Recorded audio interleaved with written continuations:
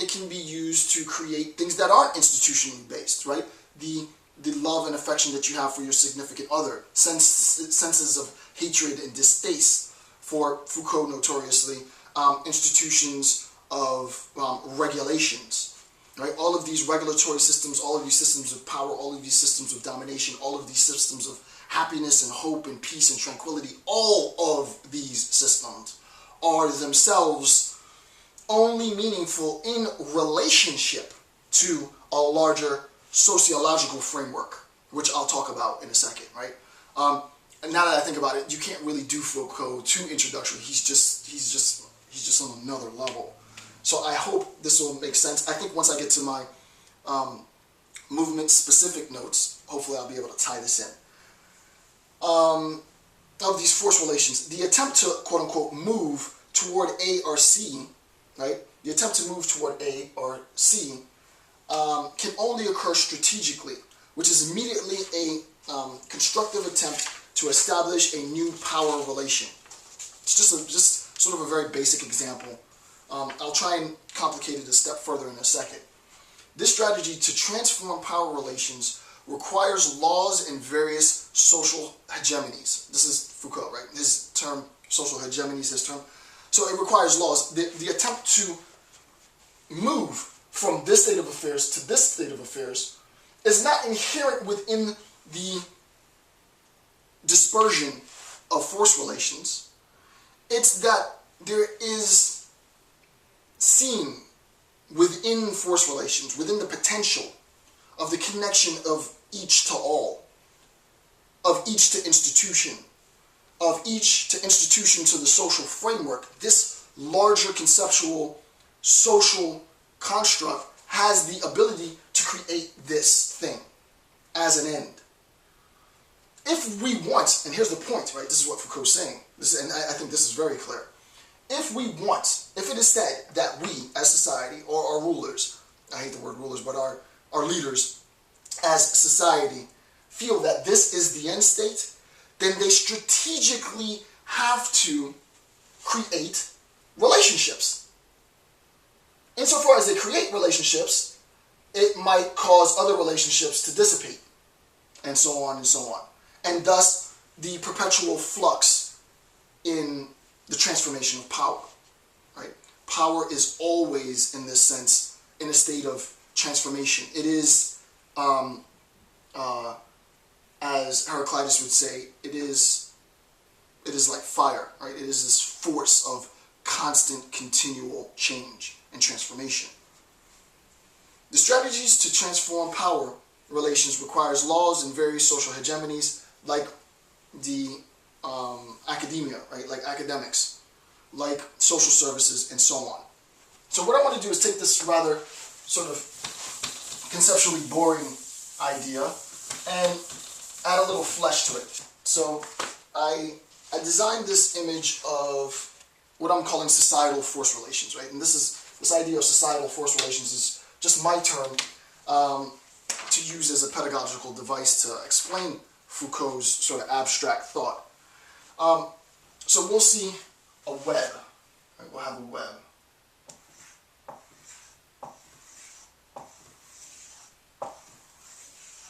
Right? We'll have a web. So we have one here. We have one here, 2, 3, 4, 5.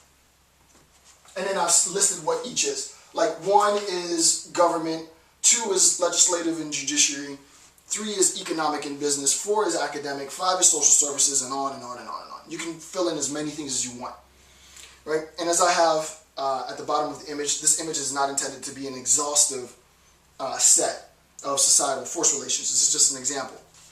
When we're talking about society, society isn't just the people.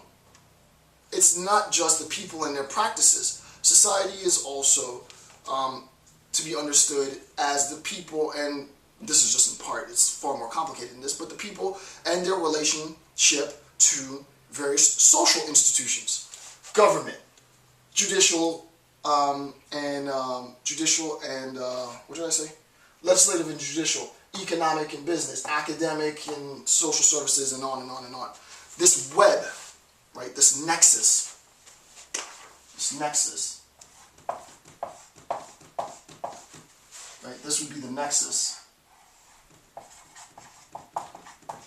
And each of these nodes here would be a force relation.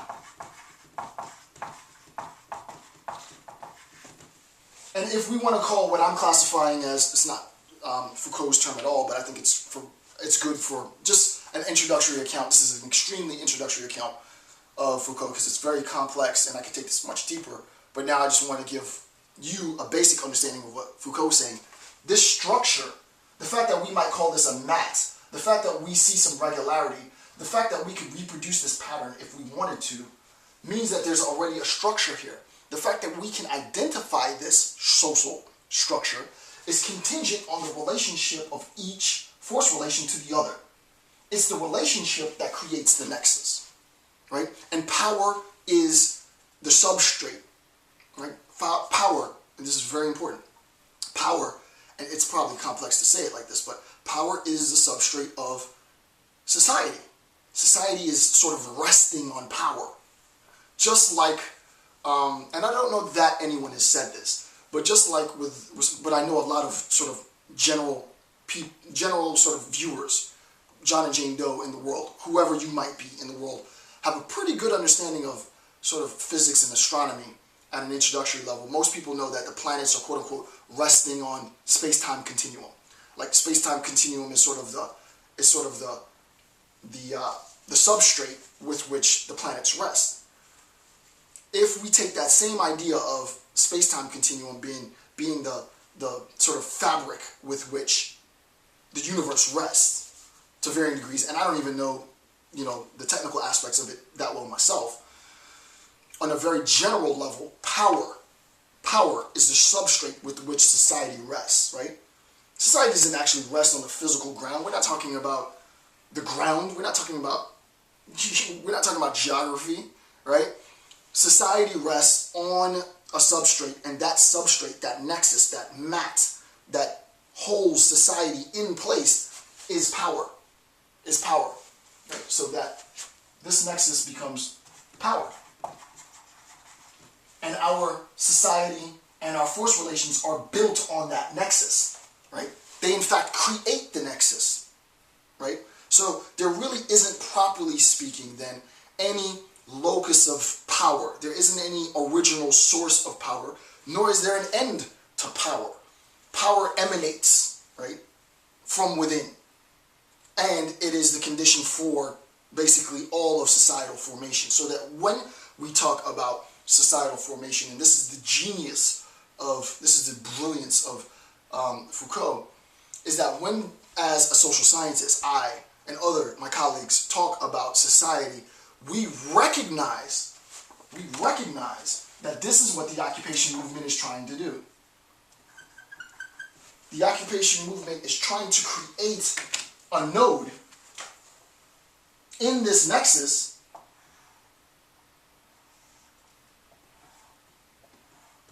right? It's trying to create a node in this nexus. It's introducing itself into the social fabric, right? This is the Occupy movement, right? For a visual, right? This is the Occupy movement. It wasn't there before, right? It's green now, but it'll eventually turn black like the rest, figuratively speaking. Whatever significance you want that to make it your own. But the idea is, it wasn't there before. The framework is here, right? The framework is here, and what happens is Occupy movement pops up on the scene and says, hey, I want to be incorporated within this force relation. And we'll talk about the complexities of its occurrence on this social fabric, if you will, right? So it's like a weave, right? It's if you weave it all, if you understand tapestry, you recognize that the pattern is what creates the strength. That pattern is what creates the strength. And what the Occupy movement is doing is attempting to introduce itself into the broader nexus of this social fabric, right? And the question is, will it be accepted? Won't it be accepted? How will it be accepted? What's the relationship that it will introduce into